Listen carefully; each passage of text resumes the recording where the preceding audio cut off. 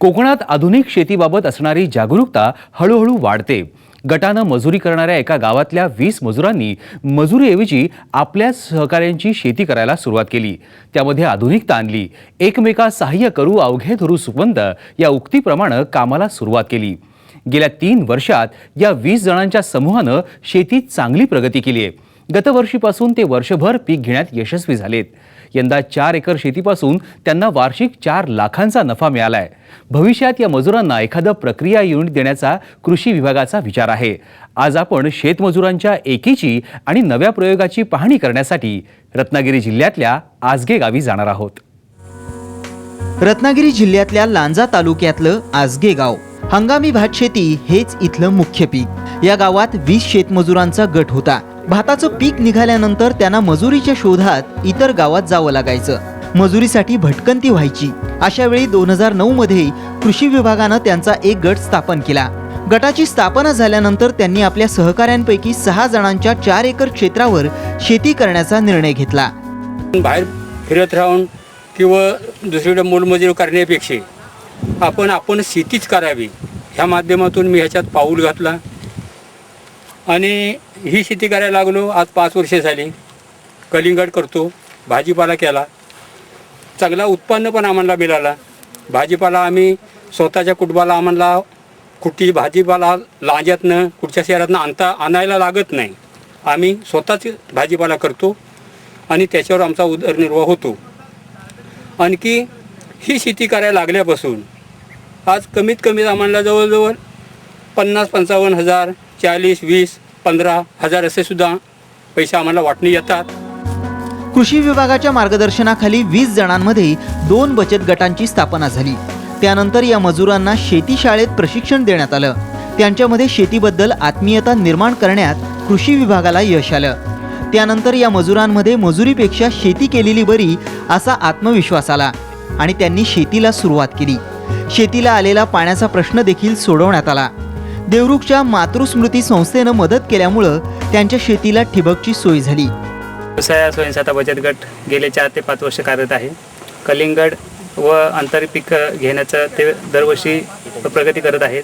पारंपरिक शेतीत अग्रेसर असून एकूण 20 सदस्य असून ज्या शहरी भागात जी भाजीपाला उत्पन्न करून शहरी भागातून आणण्यापेक्षा स्वतःच्या बळावर भाजी निर्माण करून नवीन नवीन प्रयोग करण्याचे प्रयत्न केले जातात। पाण्याची सोय झाल्यानंतर शेतीला गती आली।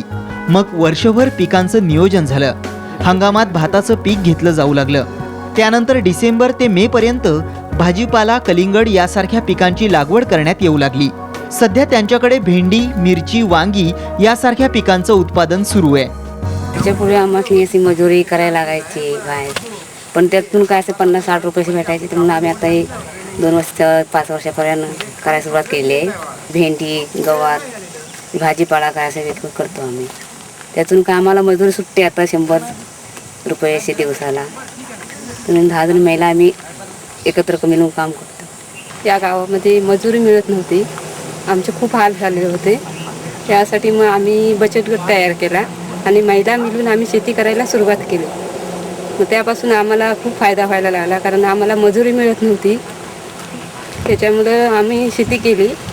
शेती करून आम्हाला खूप फायदा झाला। जी कलिंगड झाली, आता भेंडी, गवार, कोबी, वाळ, मिरची, वांगी असं आम्ही उत्पादन आता घेतोय। गटशेतीमुळे या मजुरांमध्ये आपण चांगल्या प्रकारची शेती करू शकतो असा आत्मविश्वास वाढीला लागलाय। आज कोकणातली भाजीपाल्याची गरज घाटावरून भाजीपाला आणून भागवली जाते। त्यामुळे हिवाळा आणि उन्हाळ्यात कोकणात पाण्याची सोय असलेल्या भागात भाजीपाल्याचं उत्पादन घ्यायला मोठी संधी आहे। हीच गोष्ट कृषी अधिकाऱ्यांनी या गटातल्या शेतकऱ्यांच्या लक्षात आणून दिली।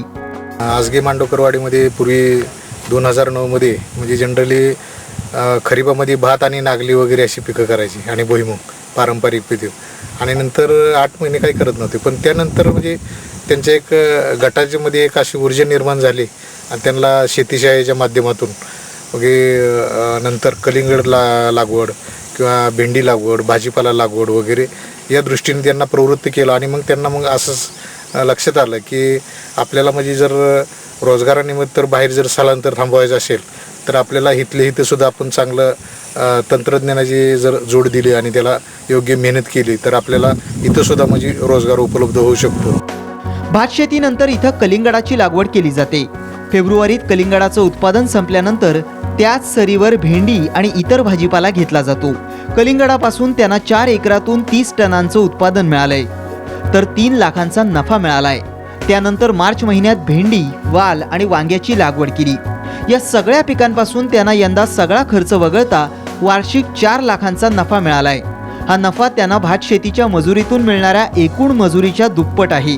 भविष्यात भाजीपाला शेतीचं क्षेत्र आणखी वाढवण्याचं त्यांचं उद्दिष्ट आहे. त्याच्या माध्यमातून पूर्ण 4 एकरमधून आम्हाला जवळजवळ 5.5 ते 6 लाख रुपये इतकं उत्पन्न प्राप्त होते. याच्यापूर्वी मजुरी करण्यासाठी गावात किंवा गावाच्या बाहेर मजुरीला जावं लागत होतं आणि ही मजुरी आम्हाला नेहमी मिळत नव्हती. ती 4 दिवस मिळाली तर पुढील 4 दिवस असेच जायचे. तर आता या माध्यमातून आम्हाला पूर्ण दिवस काम मिळतं आहे आणि त्याचा उत्तम असा मोबदला देखील आम्हाला या ठिकाणी प्राप्त होतोय.